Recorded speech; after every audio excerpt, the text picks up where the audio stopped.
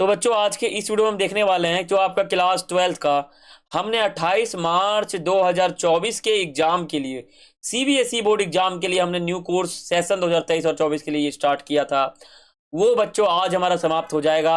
आज हम class 12th का इतिहास का जो 12वां अध्याय है संविधान का निर्माण, इसको आज के इस वीडियो में करेंगे। और आपका जो 28 मार्च 2024 को पेपर होने वाला है सीबीएसई बोर्ड एग्जाम 2024, उसका हमारा न्यू कोर्स आज समाप्त हो जाएगा बच्चों।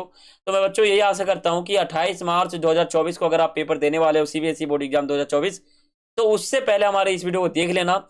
हमारे इस चैनल पे कराया गया न्यू कोर्स क्लास 12 का जो कराया गया है हमारा, हमने किया है, तो उस न्यू कोर्स को जाकर आप 12 के 12 चैप्टर को जाकर देखना अच्छी तरह से, तभी आप पेपर में जाना, ठीक है, वरना आप फेल हो जाओगे। ठीक है, तो हम वीडियो शुरू करते हैं। आज हमारा चैप्टर समाप्त हो जाएगा और आज ही हमारा न्यू कोर्स भी समाप्त हो जाएगा। ठीक है, तो बच्चों हमारे टोटल इतने टॉपिक है, आप देख सकते हो, वीडियो पॉज करके पढ़ सकते हो, 23 टॉपिक है। ठीक है, इस अध्याय के कुछ महत्वपूर्ण बातें हैं जो आप यहाँ पे देख के पढ़ सकते हो, वीडियो पॉज कर लो, ठीक है, पढ़ लो चैप्टर। बच्चों अब हमारा स्टार्ट हो रहा है, वीडियो स्किप मत करना, वीडियो को पूरा देखना, वीडियो को लाइक करना, शेयर करना, कमेंट करना और पेपर से पहले देख लेना। ठीक है, आज हमारा चैप्टर समाप्त हो जाएगा।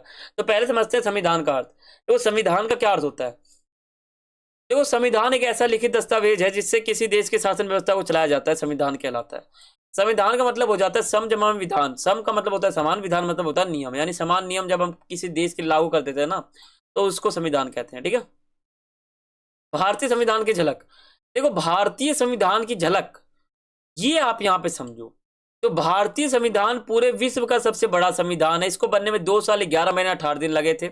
इसको संविधान सभा ने बनाया था। इसमें 11 सत्र आई थी और 165 बैठकें हुई थी। इसमें प्रसिद्ध नेता शामिल थे।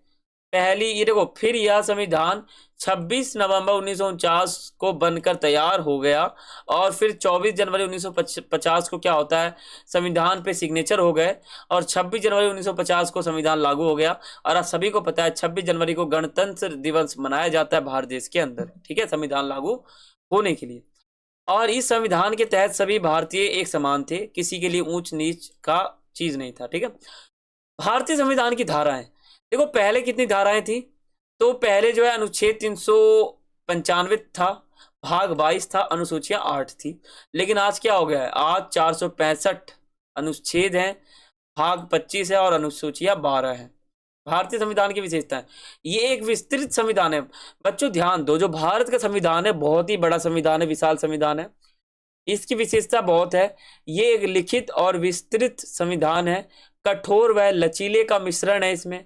मौलिक अधिकार का प्रस्ताव है। ठीक है, और देखो, संघात्मक शासन की व्यवस्था है, स्वतंत्र न्यायपालिका की व्यवस्था है। इस संविधान में कुछ अंश जो है अन्य देशों के संविधान से भी लिए गए हैं, इसलिए इसे उदार का थैला कहा जाता है। ठीक है, मौलिक अधिकार के 6 प्रावधान कौन से? देखो, जो मौलिक अधिकार है ना, ये हमारे संविधान में लिखा हुआ है। तो हमारे भारत देश के अंदर 6 मौलिक अधिकार हैं। पहला है समानता का अधिकार, दूसरा स्वतंत्रता का अधिकार, तीसरा शोषण के विरुद्ध अधिकार, चौथा हमारा आ जाएगा धार्मिक स्वतंत्रता का अधिकार, पांचवा शिक्षा व संस्कृति का अधिकार, छठा संवैधानिक उपचारों का अधिकार। ठीक है, ये हमारे 6 मौलिक अधिकार हैं। आपके बच्चों, आपका जो बुक है उसमें सबसे पहला टॉपिक दे रखा है उथल पुथल का दौर। तो बच्चों इसमें आप ये समझोगे कि जब हमारा देश आजाद हो गया था तो संविधान बनने से पहले के दिन उथल पुथल वाले थे, तो उसी को आप समझोगे कि संविधान लागू होने से पहले का दिन कैसा था। इसलिए इस टॉपिक का नाम उथल पुथल का दौर रखा गया। तो संविधान निर्माण से पहले के जो साल थे वो काफी उथल पुथल वाले थे। ये महान आशाओं का क्षण भी था और भीषण मोह भंग का भी, क्योंकि 15 अगस्त 1947 के मध्य रात्रि को भारत देश को आजादी तो मिल गई, लेकिन तुरंत ही भारत देश का विभाजन हो गया। 1942 वाला जो भारत छोड़ो आंदोलन था, जिस समय भारत देश को आजादी मिली थी, वो लोगों को अभी भी याद था। ठीक है, 1946 के वसंत में बंबई तथा अन्य शहरों के रॉयल इंडियन नेवी शाही भारतीय नौसेना ने सिपाहियों का विद्रोह भी बार बार आंदोलित कर रहा था। लोगों की सहानुभूति सिपाहियों के साथ थी। 40 के दशक के आखिरी सालों में देश के विभिन्न भागों में मजदूरों और किसानों का आंदोलन भी हो रहे थे। व्यापक हिंदू मुस्लिम एकता इन जन आंदोलन का एक जो है अहम पहलू था। बाकी आगे आप पढ़ सकते हो उथल पुथल का दौर कैसा था, ठीक है, यही आप इसमें पढ़ोगे। एनसीईआरटी का यही टॉपिक जो है आपका पहला, इसी में आप यही पढ़ोगे कि संविधान से पहले के दिन कैसे थे, ठीक है, ये भी आगे पढ़ सकते हो, ये पूरा इसी में। अब बात करते हैं अपना अगला टॉपिक, सातवां टॉपिक, संविधान सभा का गठन कैसे होता है। देखो संविधान सभा का गठन कैसे होता है आप इस टॉपिक को पढ़ के समझ सकते हो, ठीक है, आगे भी टॉपिक है, इसका गठन कैसे होता है, क्या क्या होता है। संविधान सभा में हुई चर्चाएं से जनों से प्रभावित होती थी। संविधान सभा में जब चर्चा होता था तो वो जन से प्रभावित होती थी, जनता से, तो ये आप पढ़ सकते हो। और हमारा जो अगला टॉपिक है वो नौवां है, संविधान सभा में 6 सदस्यों की अहम भूमिका थी। पहले थे हमारे पंडित जवाहरलाल नेहरू जी, सरदार वल्लभ भाई पटेल जी, डॉक्टर राजेंद्र प्रसाद जी, ठीक है, डॉक्टर भीमराव अम्बेडकर जी, के M Munshi ji, B N Rao ji, ठीक है। तो ये सभी इनकी 6 लोग थी, 6 लोग थे ये हमारे जिनकी भूमिका संविधान सभा में सबसे ज्यादा थी, ठीक है।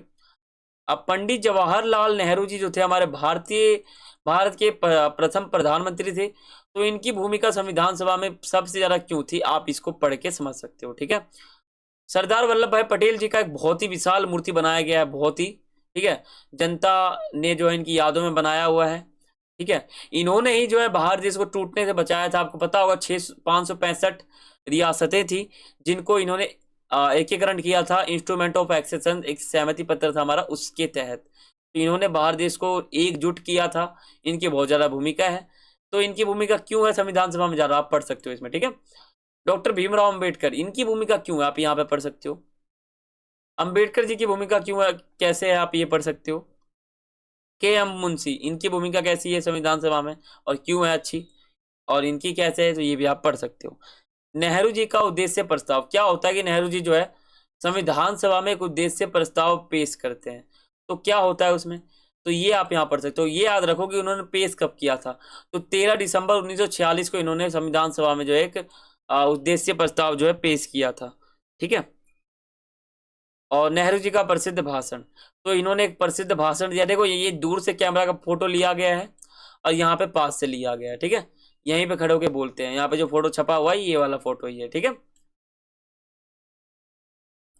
आगे आप देख सकते हो, ये भी एनसीईआरटी का इसमें आप पढ़ सकते हो, ठीक है, ये भी है, ये पूरा। लोगों की इच्छा, सोमनाथ लाहिरी ये कुछ कहते हैं लोगों के विरुद्ध, तो ये आपको यहाँ पे समझना है ये उन्होंने क्या क्या कहा था, ठीक है। तो आप यहाँ पे पढ़ सकते हो, आगे इनके बारे में बता रखा है मैंने, ठीक है, ये आप पढ़ सकते हो, ये भी इनके बारे में ही है। पृथक निर्वाचिका का अर्थ, देखो पृथक निर्वाचिका का अर्थ होता है कि चुनाव में किसी दूसरे धर्म के नेता को अपना नेता बनाकर उसको वोट देना। पृथक निर्वाचिका की समस्या क्या थी आप इसको देख के पढ़ सकते हो, ये पूरा समस्या के बारे में बता रखा है इसमें, ठीक है, पूरा समस्या है ये, ठीक है, कि कैसा था माहौल, ये आप यहाँ आराम से पढ़ सकते हो। आगे भी आप यहाँ पे पढ़ सकते हो, ठीक है, ये पूरा समस्या के बारे में ही बता रखा है इसमें, ठीक है। केवल इस प्रस्ताव से काम चलने वाला नहीं है, एन जी रंगाव इन्होंने क्या कहा था, इसमें आप पढ़ सकते हो। जयपाल सिंह, ठीक है, इन्होंने क्या कहा था आप इसमें पढ़ सकते हो। बच्चों बच्चों जो मैं आपको नोट्स दिखा रहा हूँ ना, ये आपके एग्जाम से पहले आपके लिए रामबाण इलाज है, आप इस नोट्स को पढ़ लोगे तो आपका काम हो जाएगा। हमें 1000 साल तक दबाया गया, ये मोस्ट इंपोर्टेंट टॉपिक, आप इसको पढ़ सकते हो। बच्चों मैं आपको नोट्स दिखा रहा हूँ, देखो ये आपका नोट्स है। राज्य की शक्तियां, देखो राज्य की शक्तियां 3 प्रकार से बांटी गई थी, आपको पता होगा, केंद्र सूची, राज्य सूची, समवर्ती सूची, ठीक है। आप इतना आपको पता ही होगा, आपने छोटी क्लास में पढ़ा होगा, ठीक है। केंद्र बिखर जाएगा टॉपिक आपका है, इसको आप पढ़ सकते हो। इसमें बताया गया कि केंद्र बिखर जाएंगे, राज्य टूट जाएंगे, ठीक है, लोग हट जाएंगे यहाँ से, तो इसमें आप पढ़ सकते हो इस टॉपिक में क्या बात हुआ आप यहाँ पे जान सकते हो, ठीक है। देखो आज हमें एक शक्तिशाली सरकार की आवश्यकता है, जैसे कि पीएम है, ये क्या है आजकल के शक्तिशाली एक प्रधानमंत्री है, ठीक है।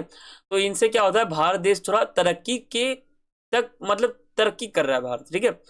तो आज हमें एक शक्तिशाली नेता की आवश्यकता है, क्यों है आप यहाँ पे पढ़ सकते हो, ठीक है, एनसीईआरटी का टॉपिक है ये। राष्ट्र की भाषा, आप भारत देश देखो भारत की राष्ट्रभाषा कौन सी है, तो भारत की राष्ट्रभाषा हिंदी है। हिंदी हमारे भारत देश की क्या है, राष्ट्रभाषा है, ठीक है। तो आखिर भारत देश की राष्ट्रभाषा हिंदी क्यों है, इंग्लिश क्यों नहीं है, उर्दू क्यों नहीं है, संस्कृत क्यों नहीं है, तो ये आप यहाँ पे पढ़ सकते हो। ये हमारा संविधान सभा में बैठक हुआ था, वहाँ बातें हुई थी। महात्मा गांधी जी ने कहा था कि हिंदुस्तानी जो हिंदुस्तान है उसके लिए हिंदुस्तानी भाषा होनी चाहिए, तो हिंदुस्तानी से हिंदी भाषा जो है भारत देश की राष्ट्रभाषा बनाई गई थी। आप इन्हें पढ़ सकते हो पूरा विस्तार से, ठीक है। हिंदी का हिमायत, इसमें आप पढ़ सकते हो, यहाँ पे आर भी धुलेकर जो है ये कुछ कहते हैं यहाँ पे 12 दिसंबर 1947 को, ठीक है। वर्चस्व का भय, इसमें आप पढ़ सकते हो पूरा टॉपिक इसमें। तो बच्चों यहाँ पे मैं एक चीज आपको बताऊं, तो बच्चों प्यारे बच्चों यहाँ पर हमारा तीनों बुक क्लास 12 का समाप्त हो गया। 12 अध्याय मैंने आपको करा दिए हैं। पहला बुक हमारा समाप्त हो गया, दूसरा बुक हमारा समाप्त हो गया, ठीक है, तीसरा बुक हमारा आज समाप्त हो गया। तो बच्चों मैं आशा करता हूं कि आपको वीडियो हमारा अच्छा लगा है। हमने न्यू कोर्स दोबारा शुरू किया था क्योंकि 28 मार्च 2024 को आपका पेपर होने वाला है क्लास 12 का इतिहास का। तो मैंने सोचा था कि देखो कोर्स तो हमने शुरू कर दिया था सेशन 2023-24 का, लेकिन पेपर के कारण हम दोबारा न्यू कोर्स शुरू किए थे। तो न्यू कोर्स आज हमारा समाप्त हो गया, ठीक है। हमने दोबारा न्यू कोर्स शुरू किया था जो कि सीबीएसई बोर्ड एग्जाम 2024 का जो आपका होने वाला है 28 मार्च 2024 को। तो 28 मार्च 2024 को जो आपका पेपर होने वाला है उसके लिए हमने दोबारा न्यू कोर्स शुरू किया था, न्यू सीरीज दोबारा शुरू किया था। तो वो हमारा आज समाप्त हुआ। तो बच्चों सेशन 2023 और 24 का हमारा न्यू कोर्स आज समाप्त हो गया। आशा करता हूँ कि आपको अच्छा लगा होगा। और आज बच्चों हमारा 22 फरवरी 2024 है। 28 मार्च 2024 का जो आपका सीबीएसई बोर्ड एग्जाम होने वाला है उसके लिए आप सभी को हार्दिक शुभकामनाएं। आप अच्छे नंबर ला सकते हो, मैं आपको कहता हूं, ठीक है। हमारे इस न्यू कोर्स को ज्वाइन करो और हमारे न्यू कोर्स में सभी चैप्टर को पढ़ो, तभी आपको फायदा मिलेगा। तो बच्चों आपको वीडियो कैसा लगा है मुझे कमेंट करके बताना। वीडियो को लाइक करना, शेयर करना, कमेंट करना। चैनल पर नए हो सब्सक्राइब कर लेना, बेल आइकन पर क्लिक कर लेना। तो मिलते हैं अगली वीडियो में, तब तक के लिए सभी को थैंक फॉर वॉचिंग। जय हिंद, जय भारत। और चैनल को सब्सक्राइब करना मत भूलना। और 28 मार्च 2024 को आपका पेपर होने वाला है, ठीक है।